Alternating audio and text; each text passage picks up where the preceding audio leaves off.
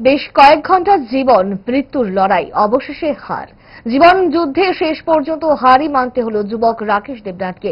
ভোর ৩টা নাগাদ জিবি হাসপাতালে চিকিৎসা চলাকালীন মৃত্যুর কোলে ঢলে পড়ে যুবক রাকেশ। রবিবার রাতে শালবাগান বাজারে চাঞ্চল্যকর প্রকাশ্য গোষ্ঠীবদ্ধ আক্রমণের শিকার হয়েছিলেন ওই এলাকারই হাতিবাগান এলাকার যুবক রাকেশ। এই ঘটনায় ধারালো অস্ত্রের আঘাতে রাকেশের সঙ্গে রক্তাক্ত হয়েছেন আরও দুজন। তাদেরও চিকিৎসা চলছে জিবি হাসপাতালে। এই দুজনের শারীরিক অবস্থাও বেশি সুবিধার নয় বলে জানা গেছে হাসপাতাল সূত্রে। ভাইয়ের মৃত্যুতে বাকরুদ্ধ রাকেশ দেবনাথের দাদা মনোজ দেবনাথ। কিভাবে আচমকা কি ঘটল তা জানা নেই রাকেশের দাদা মনোজ দেবনাথের। অপরদিকে এই ঘটনার পর তদন্তে নেমেছে রাজধানীর এনসিসি থানার পুলিশ। হাসপাতালে চিকিৎসাধীন আহত দুজনের কাছ থেকে বয়ান সংগ্রহ করেছে পুলিশ। বয়ানের ভিত্তিতে আজ সকালের দিকে দুই অভিযুক্তকে জালে তুলে নিয়েছে তদন্তকারী পুলিশ। ভাইয়ের মৃত্যু নিয়ে সংবাদ মাধ্যমের সামনে কি জানিয়েছেন মৃত রাকেশের দাদা মনোজ দেবনাথ, দেখুন। ঘটনা যেটা শুনছি, প্রথম বলে তেল লয়ে আসে ঘটনাটা হিসেব মনে হইতেছে আর কি। এরপরে যে এখানে স্যারে ভিডিও লইছে যে বয়ান দিতে পারে, কথা কইতে পারে, হ্যাঁ কইতেছে যে তেল লইয়া কি হয়েছে, বাড়তে বাড়তে এটা মানে বড় আকার হয়েছে। এরপরে আন্দা উন্দা পিটাপিটি হয়েছে।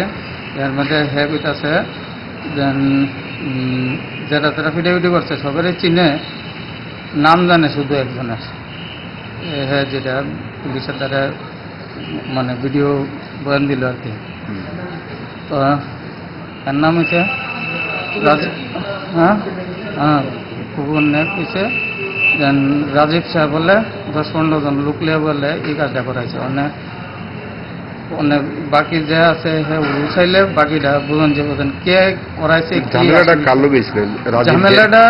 কার লোকে দেন এটি তো অনেক বুঝন যেতে আছে না। ঝামেলাটা কার লোক হয়েছে, তেল হয়েছে কি লইছে, এটা দু কথার কোনো আগামাথা নাই।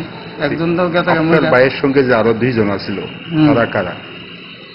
সব পাড়ার মানুষই, পাড়ার হেরার ভাই বন্ধু। এটা তেলটা কে নিতে আনতে গেছিল, মানে তেল যে আনতে গেছিল জানি না, আমি তো আইবার পরে জানি, মানে যখন নাকি এডমিট হয়েছে এরপরে পুলিশ যখন আমার বাইক গিয়া কইছে দেন আপনার ভাই সিরিয়াস অবস্থা, তখন আমরা জানি। তখনকে আমি গেছি, গিয়া সেটা দিয়েছেন অবস্থা খুবই খারাপ, মানে যেরকম এর আনছিল বেউস কন্ডিশন, বেউস হয়ে আছে।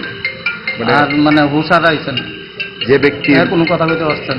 আচ্ছা, 3 জন যে কি একই ব্যক্তি, মানে দাদি? মানে এটা কইতে পারতাম না তো স্যার, এটা কইতে পারতাম না, কারণ এটা আমি কিভাবে কমবো, এটা হেরা কইতে পারবো যে বয়ান দিব অথবা দিচ্ছে, তারা কইতে পারবো যে কথা কইতে পারবো পুলিশের কাছ থেকে। আর পুলিশের দ্বারা যদি বয়ান আরো থাকে তারা কইতে পারবো। এমনিতেই আপনারা কথা কইছেন পুলিশের সঙ্গে? পুলিশের সঙ্গে তো এমনি কথা কইছি, তারা তো আমার সামনে ইয়া লইছে, ভিডিও লইছে, ভিডিও রেকর্ডিং লইল, বয়ান লইছে, ভিডিও।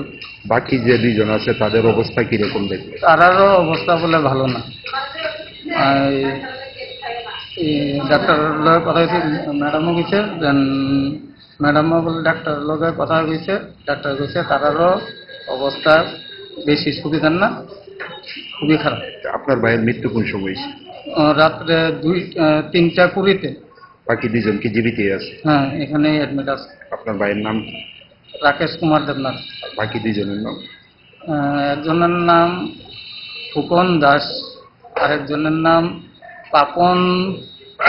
পাপন কি দেবনাথ না কিতা, পাপন দেবনাথ না দাস, এটা ঠিক।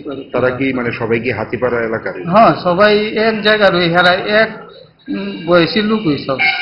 আচ্ছা, শোনা গেছে এই ঘটনার যে মেইন যে অভিযুক্ত সে নাকি আটক করছে পুলিশে।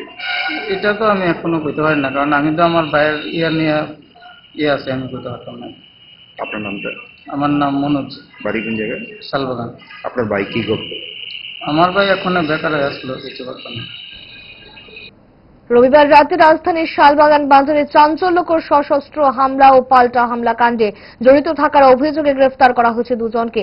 এনসিসি থানার পুলিশ ধৃত 2 যুবককে আজই আদালতে তুলেছে। পুলিশ জানিয়েছে রক্তারক্তি কাণ্ডে জড়িত থাকার অভিযোগে যে 2 যুবককে গ্রেফতার করেছে এনসিসি থানার পুলিশ, তাদের বাড়ি শালবাগান এলাকায়। এই কাণ্ডে অন্যান্য অভিযুক্তদের গ্রেফতার করতে সন্ধানে নেমেছে পুলিশ। গ্রেফতারি কাণ্ডের সংবাদ মাধ্যমের সামনে কি তথ্য জানালেন পুলিশ আধিকারিক, দেখুন। শালবাগান একটা ঘটনা ঘটেছে, সেই বিষয়ে আসলে ঘটনাটা কি হয়েছিল, বায়ার বিষয়ে এখন অব্দি কতজনকে গ্রেপ্তার করা হয়েছে, একজন মারাও গেছে। শালবাগান সন্ধ্যাবেলায় একটা ইনসিডেন্ট হয়। দুজন লোক একটা লোকের সাথে ঝগড়া বাঁধে এবং সেই ঝগড়াকে কেন্দ্র করে ওর গায়ে ধারালো অস্ত্র দিয়ে একটা কূপ মারে, যেটাতে ও গুরুতর আহত হয়। সঙ্গে সঙ্গে আমাদের পুলিশের কাছে খবর আসলে আমরা পুলিশের গাড়ি দিয়ে প্রথমত যিনি ইনজুর্ড হয়েছেন ওনাকে হসপিটাল শিফট করি, জিবি হসপিটালে, এবং পরবর্তী সময় ওই দুইজনকে এলাকার কিছু লোক মিলে ওনাকে ম্যানহ্যান্ডেল করেন। সঙ্গে সঙ্গে আমরাও ওনাকে হসপিটালে শিফট করি। হসপিটালে চিকিৎসাগত অবস্থায় লাস্ট নাইটে তার মধ্যে একজন মারা যায়, ওনার নাম রাকেশ দেবনাথ। তো সেই বিষয়ে আমরা দুটো মামলা, সেপারেট মামলা লিপিবদ্ধ করি এনসিসি পুলিশ স্টেশনে, এবং এই মামলার সুবাদে যারা ম্যানহ্যান্ডেল করেছেন এদের মধ্যে আমরা দুইজনকে অ্যারেস্ট করি, এবং আগামী দিনও যারা ইনভলভ থাকবে আমরা নিশ্চয়ই অ্যারেস্ট করব। বাকিটা আমরা তদন্তে। আসলে যে প্রাথমিক তদন্তে জানা গেছে ঝগড়াটা কি নিয়ে আসলে হয়েছিল মূলত? প্রাথমিক তদন্তে জানা গেছে পেট্রোল কিনতে গিয়েছে, পেট্রোলে বাকি নেবে, যিনি কূপ খেয়েছেন উনি একে নাকি অবজেকশন দিয়েছে যে বাকি দেওয়া যাবে না। তো এটা নিয়ে সামান্য একটা ব্যাপার নিয়েই কথা কাটাকাটি হয়। তো সেটাও আমরা দেখছি কোন দোকান থেকে পেট্রোল কিনতে গিয়েছিল, কি কিনতে গিয়েছিল। এক্ষণে যেহেতু ইনজুর্ডও চিকিৎসাধীন আছে, তো সেটা অবশ্যই আমরা ভেরিফাই করব। যাদেরকে অ্যারেস্ট করা হয়েছে তারা কি করে এবং তার বয়স মানে নামগুলি কি কি স্যার? নামটা তো আমি এখন কোনখান থেকে না দেখে বলতে পারছি না, তবে ওরা প্রত্যেকেই শালবাগান এলাকার লোক, যে দুজনকে অ্যারেস্ট করা হয়েছে। ওদের বয়স অনুমান 38-40 হবে, 40-42। তো ওদেরকে আজকে আমরা কোর্টে প্রেজেন্ট করবো। Thank you. ইচ্ছে করে ডায়েটটা ভুলে রোলটা ফুচকাটা খেতে, কিন্তু মনে রাখতে হবে 5 দশক ধরে গ্যাস, অম্বল ও পেটের সমস্যা একমাত্র সমাধান গ্যাস নল।